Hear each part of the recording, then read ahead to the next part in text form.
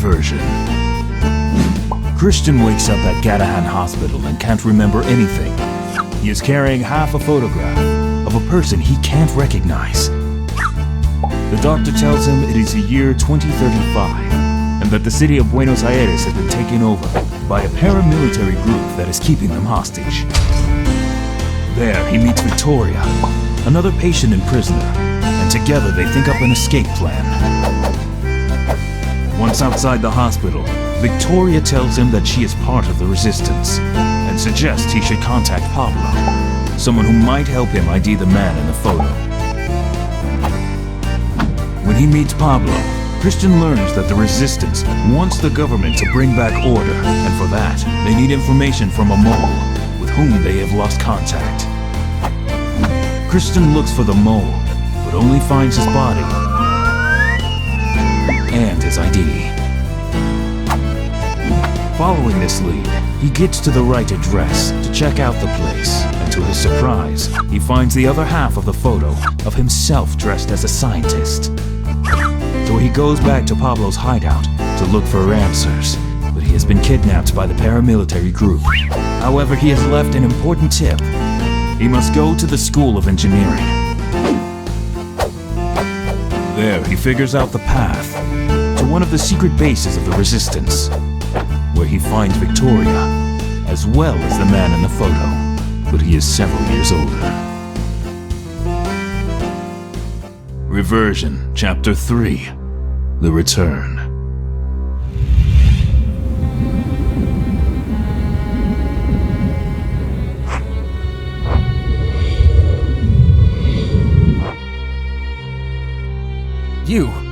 You're the professor in the photo. Christian, it's been so long. Gosh, I'm glad to see you. Welcome. Christian? Me? You? Victoria told me you lost your memory. I'm Nicholas. I was your teacher at college and we worked as colleagues. I'm sorry, but everything's a blur. I see. What counts is that now you are safe. I appreciate your worries, but I'm here for answers. Where do I begin? For example, tell me, have I really traveled through time? It's a long story. Our teleportation machine failed. An open space-time hole which sucked us in. So, am I really a scientist? Did I make a teleportation machine? One step at a time. I better tell you everything from scratch. Let me know when you're ready to listen. At least this time they don't disappear and leave me with no answers.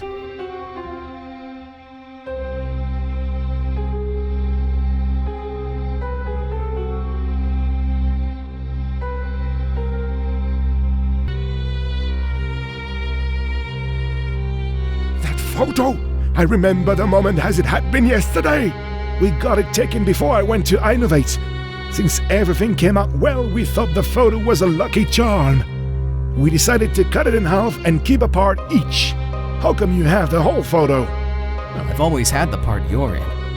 Thanks to it, Victoria agreed to help me. The other part was in Esteban's safe at his place. Right. Esteban had told me about a picture of you. This little thing's filled me with excitement. Thank you for showing it to me.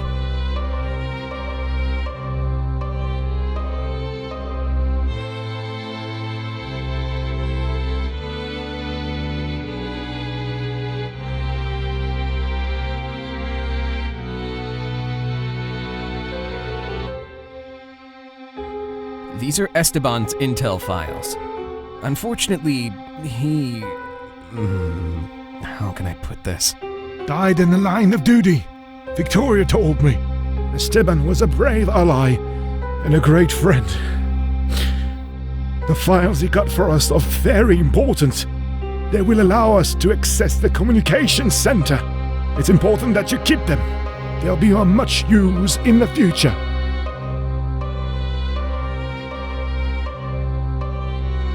That's not gonna help at all.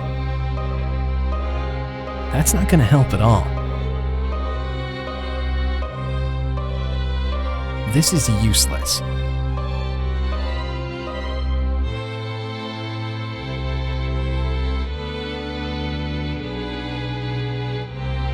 This must be the famous teleportation machine. I guess that looking at it brings back some memories. I worked on this project for many years. I could never forget it all. I'd better not touch it. I don't want to get in trouble. It's Nicholas's computer.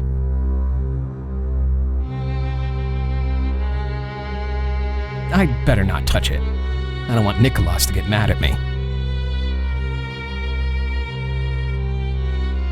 Professor. Yes. I'm ready to listen. Ready to listen? Listen to what? You told me to let you know when I was ready. I guess you're still a little confused. Time travel must affect you too much. Anyway, since you're here, I'm going to tell you my story. I might have lost my memory, but the professor looks quite confused. The good thing is that I'm finally going to get some answers.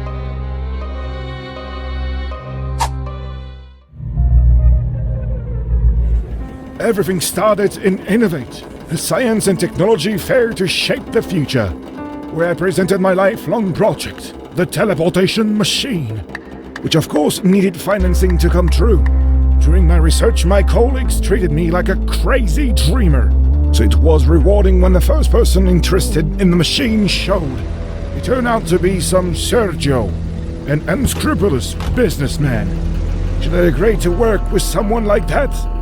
I didn't know if it was the right thing to do, but the opportunity was unique. So I tried to convince him of the benefits we'd get.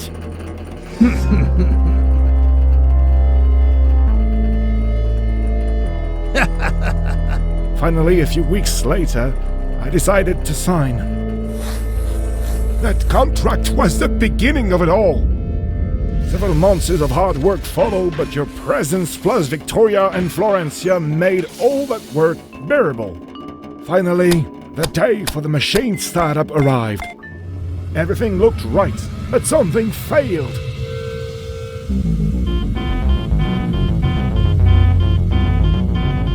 The machine opened up a hole that sucked me in. Christian, that hole turned out to be a time hole. Suddenly, I was in a destroyed Buenos Aires. I found little Victoria, who had grown up.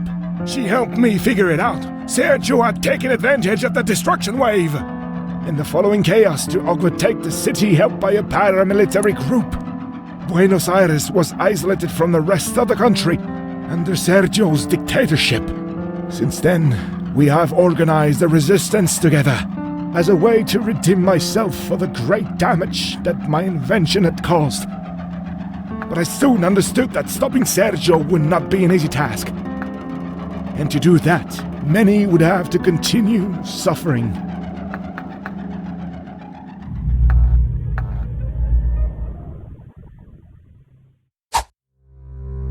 Now I understand why every time I hear the name Sergio, I get sick to my stomach. There are many things in this lab back from when we worked together. If you want to, you may go over them. I'm sure that'll help you remember. Thanks a lot, Nicholas.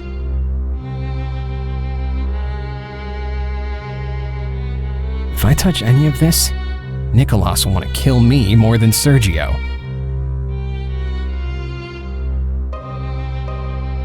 What is that for? I guess I'm going too fast. I have to process information bit by bit. Hello? What's up? I have the intel files I found in Esteban's house. Perfect. That information is very valuable. Take good care of it. It cost the life of one of us. I never thought I wouldn't see Esteban again. Sorry, I didn't mean to upset you. No problem. It's hard to get used to the loss of people you love.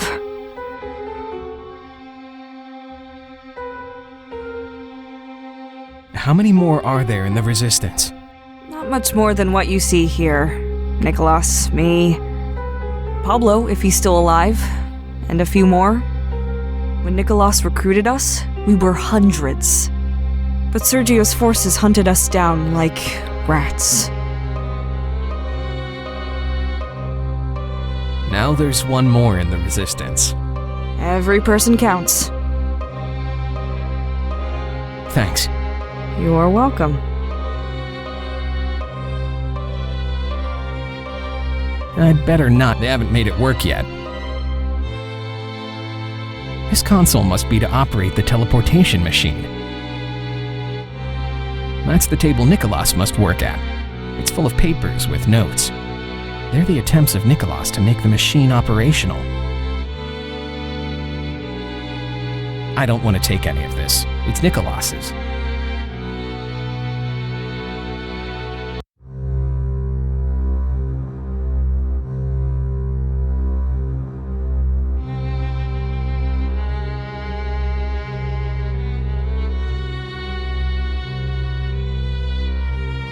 These formulas here look familiar.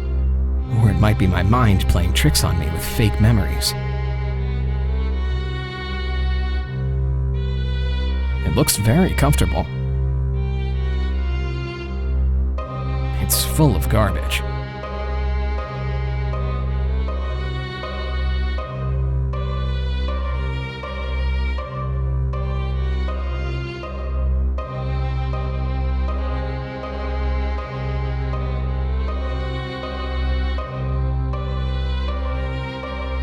Professor.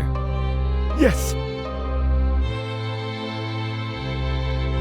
How come the teleportation machine failed? A sabotage! Sergio wanted to keep my invention and sabotage the pulse stabilizer you designed to make me believe I had failed. But the machine responded in an unexpected way, affecting not only the matter, but also the time. Obviously, the equations in my theory had application that even I didn't know. I designed what? The pulse stabilizer, yes. That made the machine stabilize and work properly. You realized about the problem and you designed it. You pulled us out of a dead-end street. I can't believe I created something like that. Yes, you did, though you are so young. You are a brilliant scientist. It appears you are going to surpass my talent.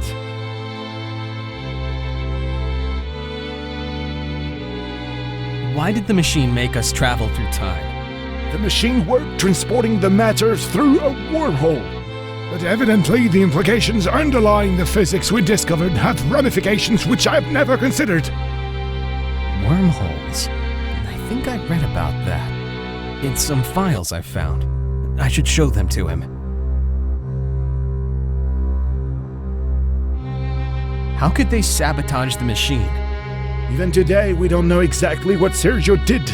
But I'm sure he added modifications to your stabilizer. But how could he modify something I designed? The lab where we worked had security cameras in all entrances. The only possible chance was that there was a mole in our team. Do you suspect someone? Are you hungry? Victoria could fix you something. That was weird. Why did he dodge the question?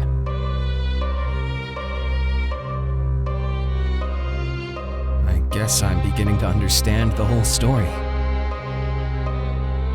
Thank you, Professor. You're welcome.